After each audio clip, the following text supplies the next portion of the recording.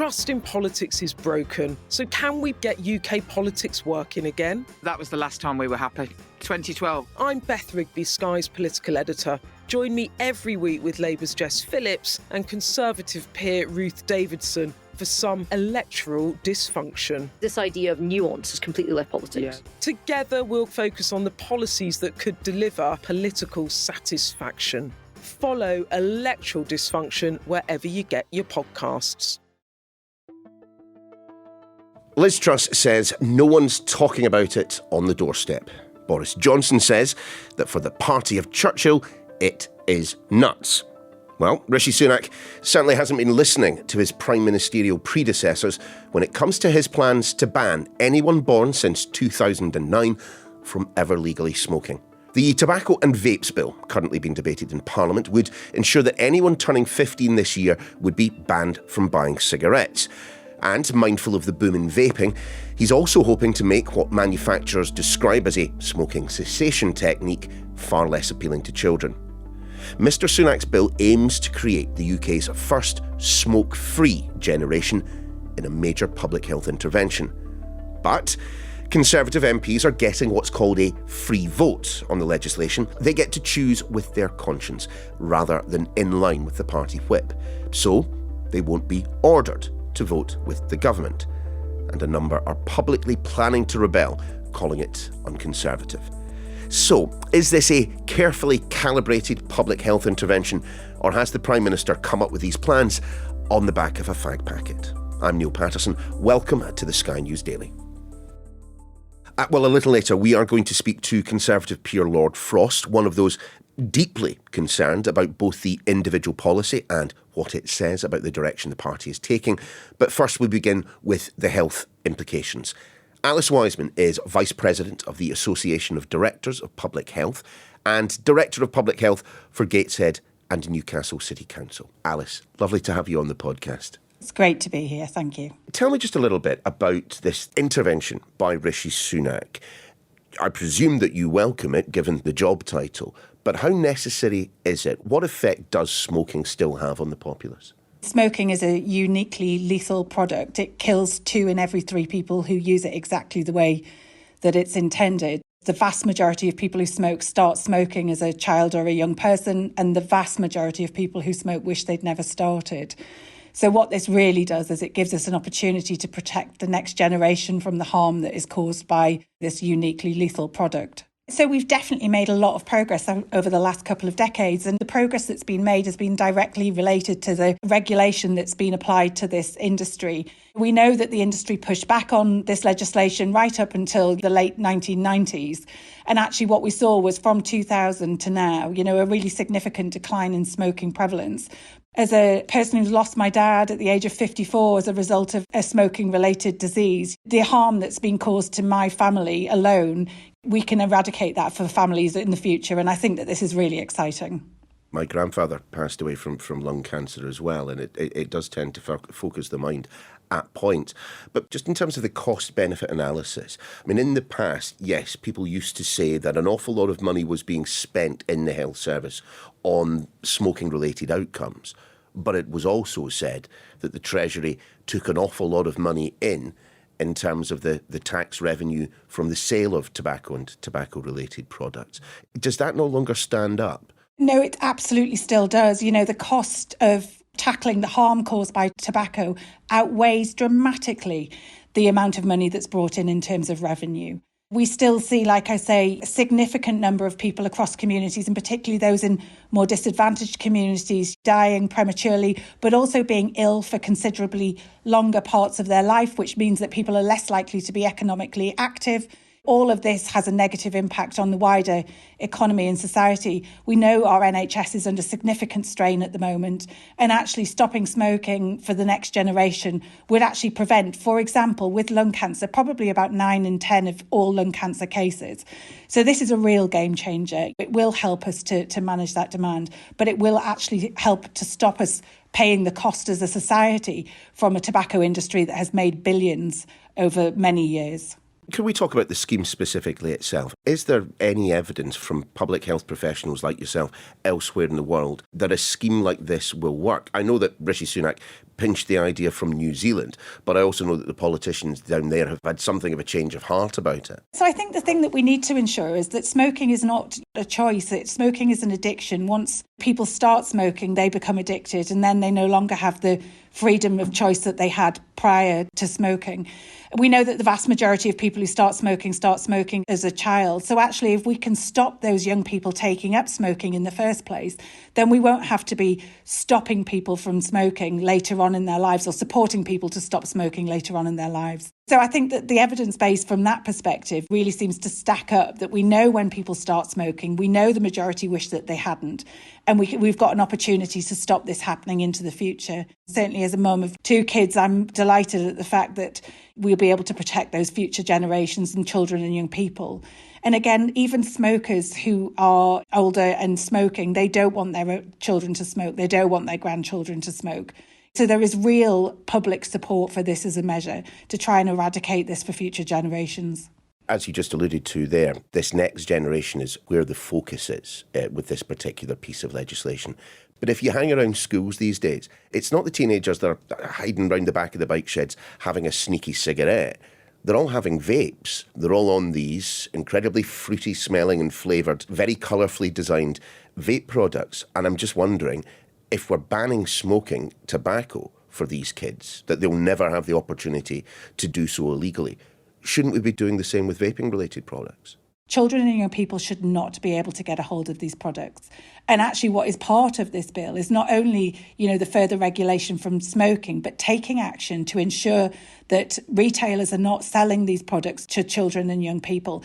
I don't think that they should be marketed in the way they're being marketed. The colours, the fancy designs, we know that that has been a way of creating a new market for the tobacco industry to work its way into. So I don't want to throw the baby out with the bathwater. They're a really important tool to help adult smokers stop, but we do need children to be protected from the ruthless industry that is marketing and promoting these products to young people. I do wonder, if we're going to be tackling smoking for this particular generation, then shouldn't we also be tackling obesity, alcoholism, sedentary lifestyles in general? I think you've picked on a really important point there, because what we've done with tobacco is we've addressed those commercial determinants that encouraged and created a smoking generation. We need to take the same action that we've taken on tobacco with those, so that people genuinely do have choices. Because at the moment, the way our communities are set up is that they are influenced significantly by massive corporations who are doing it purely for making profit. And actually, I think that where we've got the Framework Convention on Tobacco Control, which meant that all of our health policy was protected from industry influence, we need exactly the same thing for ultra-processed food and for alcohol. And at the moment, we aren't there. Thanks, Alice. Stay where you are. After the break, we'll speak to one Conservative peer who thinks this could be the fag end of conservatism. Back in a sec. Welcome back. Already a number of senior Conservative parliamentarians, including members of the Cabinet, are becoming just a bit concerned that whilst there could be health benefits, bringing in a complete ban just isn't cricket, or indeed conservatism for that matter. One peer of that view is the former diplomat, civil servant and minister under Boris Johnson, Lord Frost. Lord Frost, great to have you with us today.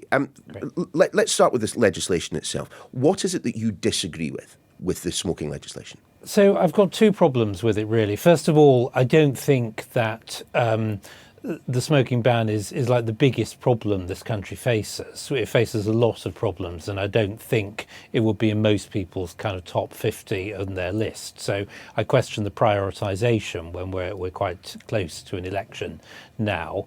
The other problem I have is that I don't think Conservatives should be in the business of banning things.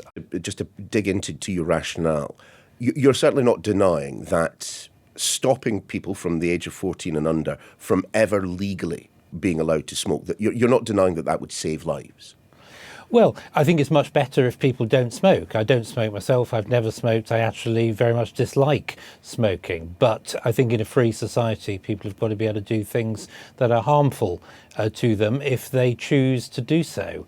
And it's already illegal for children to smoke, but if you're an adult, I think you should be able to make that choice. We've seen levels of smoking fall pretty consistently, partly because we have a very sensible policy on vaping, and I don't see why that can't continue. I don't see what we gain by this rather complicated prohibitionist measure. So why then do you think that Rishi Sunak is pursuing this beyond the rabbit from a hat at conference? I'm not entirely sure. I think there is obviously a personal interest here. And of course it's perfectly reasonable to want people not to smoke and to live healthy lives and in all kinds of ways.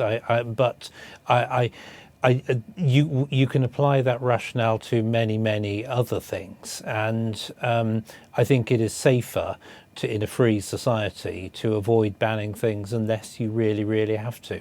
I did see a very interesting exchange between yourself and Conservative colleague Jessie Norman, so apologies for reading this out for the benefit of our listeners. Jessie Norman said this: "It's very hard to see what is supposed to be unconservative about the tobacco and vaping bill. It's a gradual long-term reform that doesn't affect anyone now smoking, protects young people from a dangerous addictive drug, supports the NHS and saves the taxpayer and society a fortune." You responded, "Something that the Conservative Party has never wanted to do in its near 200 years of existence suddenly becomes Conservative because Rishi Sunak decrees it. Thoughtful and clever Conservative MPs then willingly defend it. Here is how politics constantly shifts left." A lot to unpick there, but at the core of it, just explain in a bit more detail why you, as a Conservative, feel this policy doesn't represent you or indeed your party.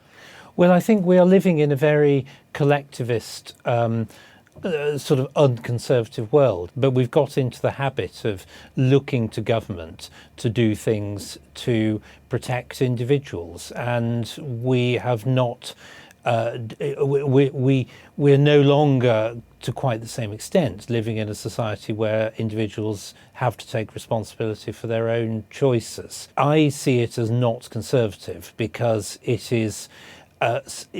enables individuals to cede their responsibility for their own choices to the state. Once you've accepted that your justification is public societal costs, then where do you stop? Why not limit driving on the same basis because of car accidents? Why not limit skiing because of the risk of breaking a leg? You've conceded a very important principle, and there is nowhere else to stop on the slippery slope. So I do fear the slippery slope argument, and I think it is time that the Conservative Party started behaving like a Conservative Party and pushing back on this collectivism, this belief that the government must do everything to protect people's well-being in society. I think that's a fundamentally unconservative thing, not a conservative thing.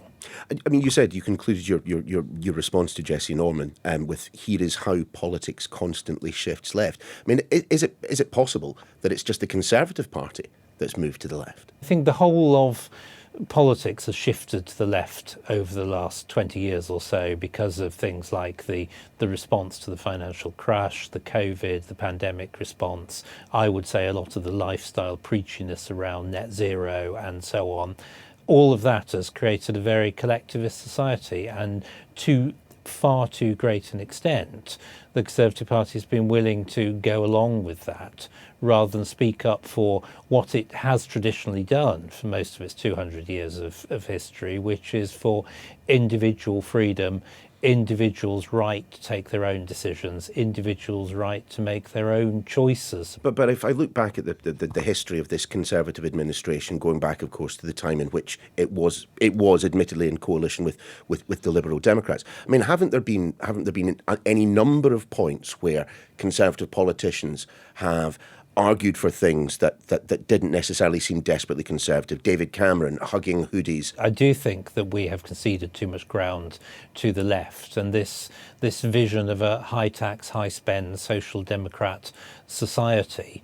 And we are seeing a reaction within the Conservative Party. There are quite a lot of people who are unhappy with this direction of travel, and that's one of the reasons why we have so many internal arguments about things all the time. One of the problems, of course, is that a lot of our voters who are real Conservatives, have decided they don't want to vote for us any longer because they can see exactly this trend in the party, and that's one of the reasons why the polls stand as they are. But politics is surely about pragmatism as much as it is about principle. Does the Conservative Party not risk getting left behind on this issue? You look at the polling. I mean, there is significant support for this smoking ban. Nearly 2/3 of the public support it. For those, in fact, who voted Conservative back in 2019, the data I have showing support for the ban even higher at 71%.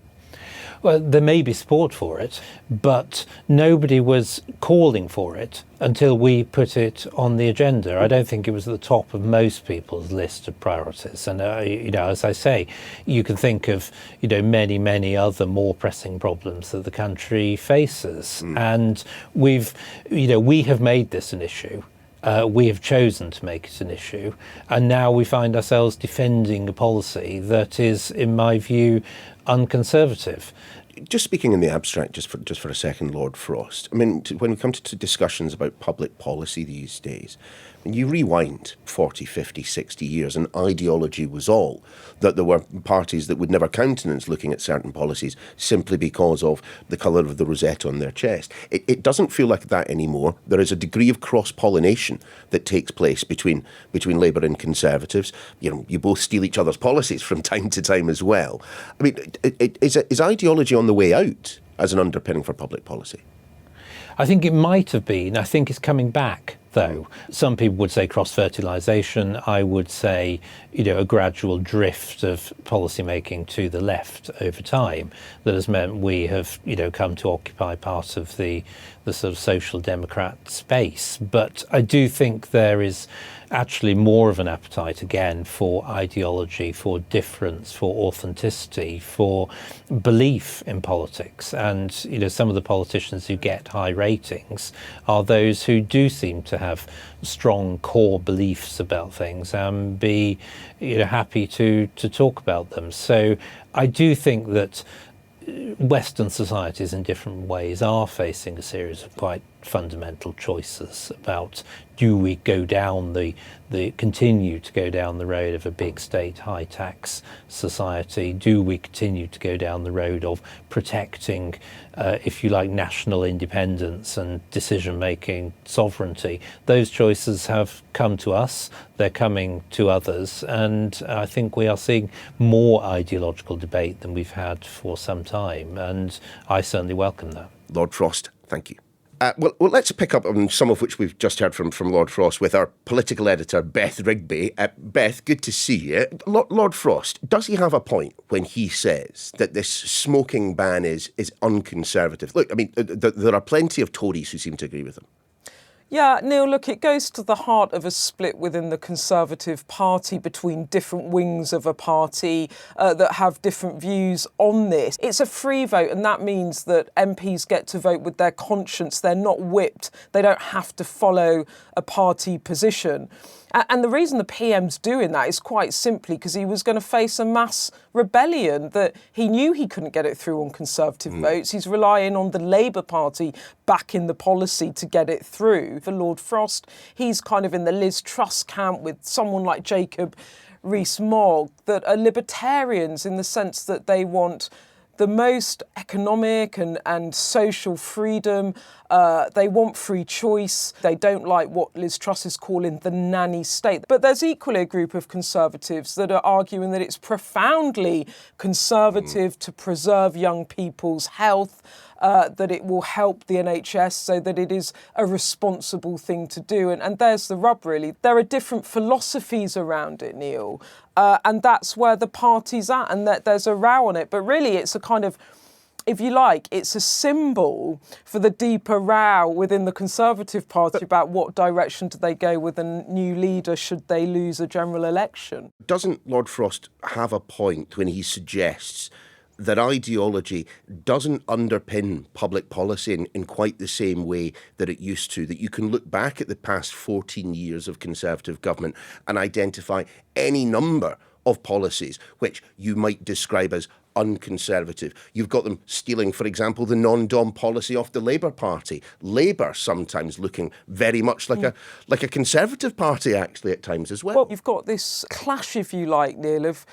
political pragmatism and political purism. And what I mean by that is that if you look at David Cameron, there was a time in 2010 that he thought the way to win votes and to appeal to a broader electorate was to be very pro-environment. And now you've got someone like Lord Frost that doesn't agree with that. There's a wing of the party that believe that if the Conservatives are more conservative, and in that they think that they are more liberal, in terms of not being prescriptive about freedoms and choice, but also in terms of the economy, economic liberalism, which is the state butts out, low taxes, let individuals decide how they spend their money, grow the economy through market reform rather than taxing and intervening, if you like, in people's lives. And that wing of the party believe that after a general election, if the Conservatives lose, that if they become more ideologically pure,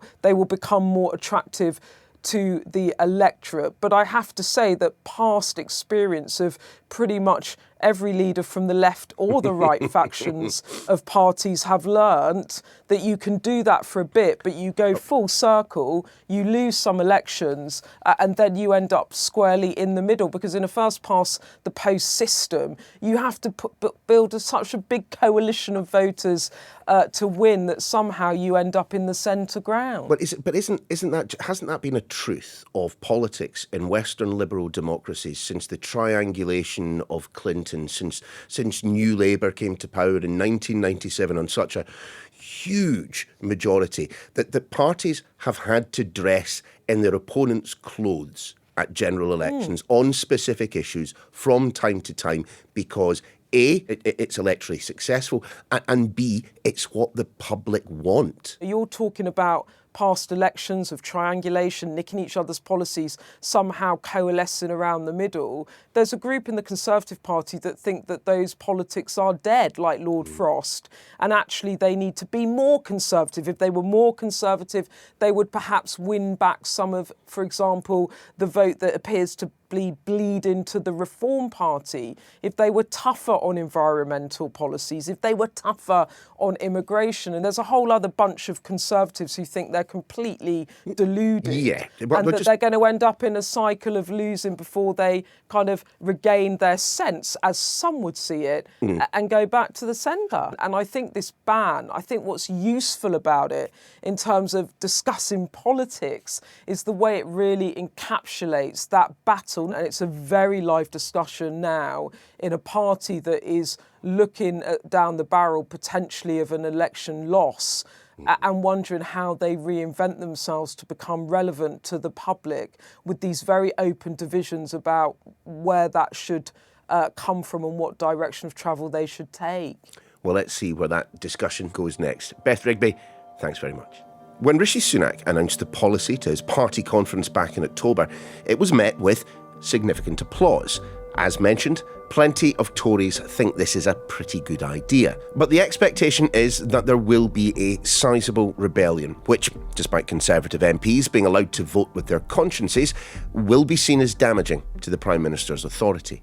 A free vote it may be, but it doesn't come without cost. That's your lot for this edition of The Daily. We'll see you again soon.